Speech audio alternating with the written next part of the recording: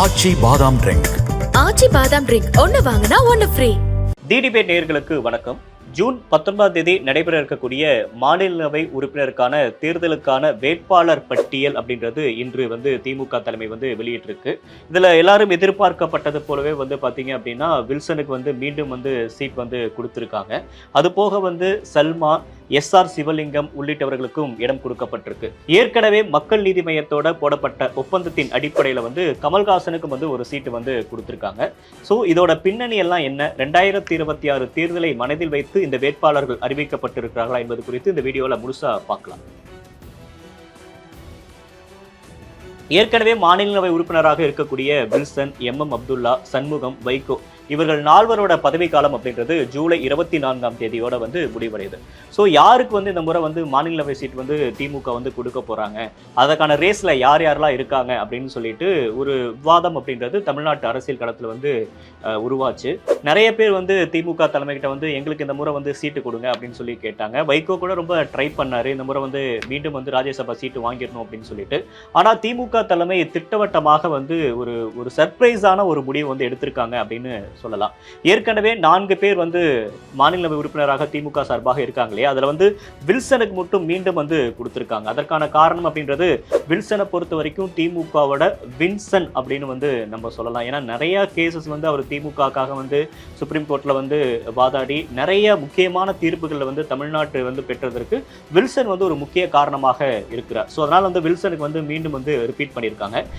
இதற்கு அடுத்தபடியாக பார்க்குறப்ப எஸ்ஆர் சிவலிங்கத்துக்கு ராஜ்யசபா சீட் கொடுத்துருக்காங்க. இவரை பொறுத்த வரைக்கும் பார்த்தீங்க அப்படின்னா சேலம் கிழக்கு மாவட்ட செயலாளராக இவர் இருக்கிறார். இவர் ஏற்கனவே பார்த்தீங்க அப்படின்னா 1986, 96ல் பார்த்தீங்க அப்படின்னா பனமரத்துப்பட்டியில் போட்டியிட்டு சட்டமன்ற உறுப்பினராக தேர்வானார். இதற்கு அடுத்தபடியாக இதில் ஒரு பின்னாடி ஒரு அரசியலும் இருக்குது அப்படின்ற மாதிரி நம்ம புரிஞ்சுக்கலாம். என்ன காரணம் அப்படின்னு பார்த்தீங்க அப்படின்னா தற்போது அதிமுக ஒரு வலுவாக இருக்கக்கூடிய ஒரு தொகுதியாக பார்த்தீங்க அப்படின்னா அந்த சேலம் தொகுதி இருக்கு. சேலத்துல 2021 சட்டமன்ற தேர்தலை பொறுத்த வரைக்கும் பாத்தீங்க அப்படின்னா திமுக அங்க ஒரு இடத்துல தான் ஜெயிச்சாங்க. அதற்கான காரணம் அப்படின்றது அதிமுக பாமக அந்த கூட்டணி அப்படின்றது அந்த கொங்கு மண்டலம், சேலம் இங்க எல்லாம் பாத்தீங்கன்னா ரொம்ப ஸ்ட்ராங்கா இருக்கக்கூடிய ஒரு ஏரியா.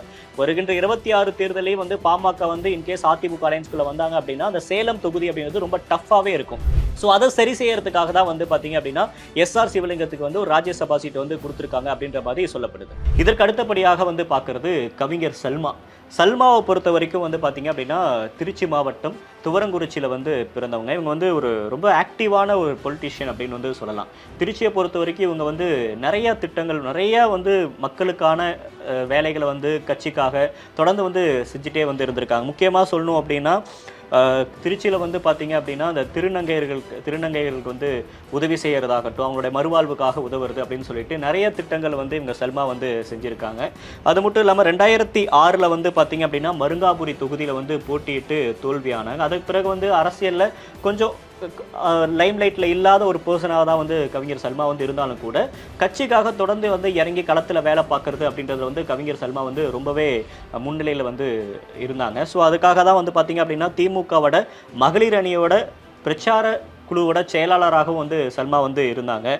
அது மட்டும் இல்லாமல் சமூக நல வாரிய தலைவியாகவும் சல்மா இருந்திருக்காங்க. ஸோ சல்மா நீங்கள் ராஜ்யசபா சீட்டில் நீங்கள் கொடுக்கறது மூலியமா ஒரு சிறுபான்மை சமூகத்தை சேர்ந்த ஒருவருக்கு நீங்கள் ஒரு இடம் கொடுக்குறீங்க. ஏற்கனவே எம் அப்துல்லா அந்த இடத்துல இருந்தார். ஸோ அந்த இடத்த ரிப்ளேஸ் பண்ணுறப்ப அதுக்கு சரியான தேர்வு கவிஞர் சல்மாவாக இருக்கும் அப்படின்றது தான் எல்லாரும் சொல்கிறாங்க. சேம் டைம் அவங்க ஒரு பெண் அப்படின்றதுனால ஸோ அதற்கான ஒரு முக்கியத்துவம் அடிப்படையில் இந்த ராஜ்யசபா சீட் கவிஞர் சல்மாவுக்கு கொடுக்கப்பட்டிருக்கு அப்படின்றது சொல்லப்படுது. பொதுவாக கவிஞர் சல்மா அவர்களுக்கு நீங்கள் ஒரு மாதிரியான ஒரு ராஜ்யசபா சீட் கொடுக்குறது அப்படின்றது எல்லாரோட கவனத்தையும் இந்த அரசு மீது திருப்பி இருக்கு. பொதுவாக ரேஸ்ல நிறைய பேர் கேட்குறாங்க, திமுக விசுவாசியா இருக்க நிறைய பேர் கேட்குறாங்க அப்படின்னாலும் கூட கட்சிக்காக களத்தில் இறங்கி வேலை பார்த்துட்டு இருக்கக்கூடிய ஒருவர் ஐடென்டிஃபை பண்ணி அவங்களுக்கு ஒரு முக்கியத்துவம் கொடுத்தது அப்படின்றது ஸ்டாலினோட ஒரு முக்கியமான ஒரு நகர்வாக பார்க்கப்படுது. இறுதியாக கமல்ஹாசனை பொறுத்த வரைக்கும் பார்த்தீங்க அப்படின்னா 2024 நாடாளுமன்ற தேர்தலில் போய் பார்த்தீங்கன்னா அவருக்கு ஒரு ப்ராமிஸ் திமுக பண்ணாங்க. அதன் அடிப்படையிலே பார்த்தீங்க அப்படின்னா கமல்ஹாசனுக்கு ராஜ்யசபா சீட் கொடுத்துருக்காங்க. ஸோ வருகின்ற 2026 தேர்தலில் கமல்ஹாசனை எப்படி திமுக பயன்படுத்த போறாங்க அப்படின்ற ஒரு முடிவில் இப்போதே ஆலோசனை ஈடுபட்டு இருக்காங்க. ஏன்னா 2026 தேர்தலை பொறுத்த வரைக்கும் திமுக அதிமுகவுக்கு ரொம்ப முக்கியத்துவம் வாய்ந்த ஒரு தேர்தல். அதற்கான காரணம் அப்படின்றது ஒரு பக்கம் அதிமுக பாஜக அலைன்ஸ் வந்து ரொம்ப ஸ்ட்ராங்கா இருக்கிறாங்க, இன்னொரு பக்கம் விஜய் அப்படின்ற ஒரு ஃபேக்டர் இருக்கனால விஜயை வந்து எப்படி எதிர்கொள்றது, அதை வந்து கமல்ஹாசன் மூலியமாக விஜயை வந்து எதிர்கொள்றதுக்கு திமுக தலைமை வந்து ஒரு முக்கியமான நகர்வுகளை வந்து பண்ணிட்டு இருக்காங்க. ஸோ அதற்காக தான் வந்து கமல்ஹாசனுக்கு வந்து ராஜ்யசபா சீட் கொடுக்கப்பட்டிருக்கு. இதோட பின்னணி வந்து இதுதான் அப்படின்றது நிறைய அரசியல் விமர்சகர்களோட பார்வையாகவும் இருக்கு.